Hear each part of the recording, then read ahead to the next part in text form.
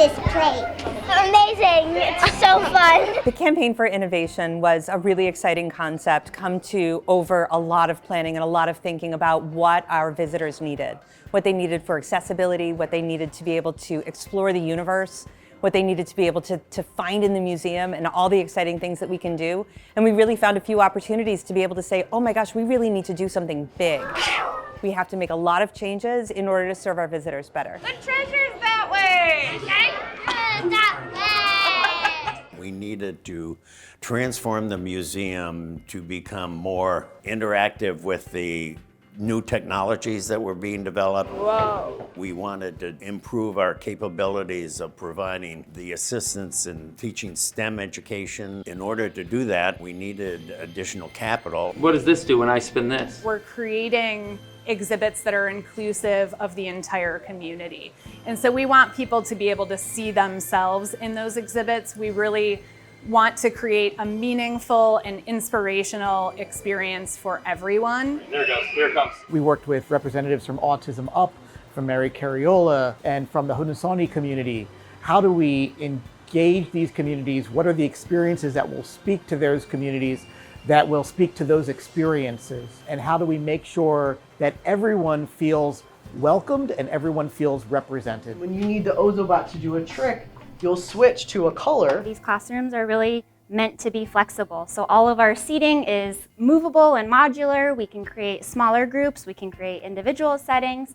We have different types of seating, right? If you want to sit at a low chair, a high chair, we have seats that wobble and wiggle if you need to move while you're learning. So there are all of these different kind of zones within the classroom that really allow for you to meet learners where they are, and then also kind of create zones for different activities too. Storms in the Lake Ontario can create huge waves because the lake is long and oriented west-east. The RMSC is diverse. They are bringing in people from all over the world and making everyone feel like they belong and bringing so much inclusion around Rochester, New York. And the children are becoming more exposed and aware of the local history and the future of Greater Rochester. Ew, gross. We're always hosting programs, school groups, birthday parties, camps, and the goal was really to have classrooms that reflect the 21st century nature of our work. So these classrooms were just rooms before, but now they're actual lab spaces that are really designated for complex learning. Ahoy, matey! We always like to bring our kids to the museum because they always have new exhibits that they are coming up with. That's why we have the family membership. We feel that it's a good investment for our kids, for their learning, math, science, and also like history, geography. So all those things I think is very beneficial. The show that you're going to see tonight is Sky Tonight. At the Strasenburgh Planetarium, we were able to upgrade to a fully digital system. We have a flexible seating plan. You can lay on the ground. You can look up at the stars.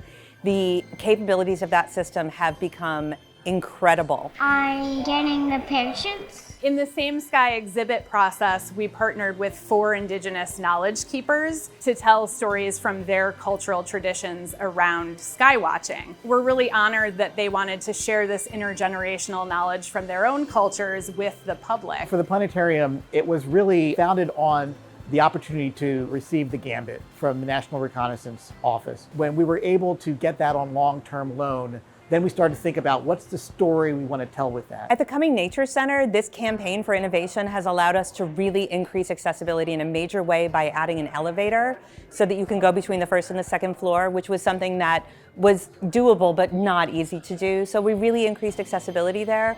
We have a dream for an amazing Treehouse Village that's going to be an incredible way to connect people who are interested in nature but not sure about it to really get out into nature in a fun and accessible way. This is something that nobody else really has around open to the public. I think at the Nature Center we've always wanted to push forward and be a regional leader and a thought leader, and I think something like this will help us do that and offer a new tree canopy level of education that we haven't been able to offer so far. Carefully the rainbow fish pulled out the smallest scale and gave it to the little fish. We are incredibly fortunate to have wonderful supporters, but now is the time we need everyone who values our museum, our community, and our youth to step up and to support this incredible treasure.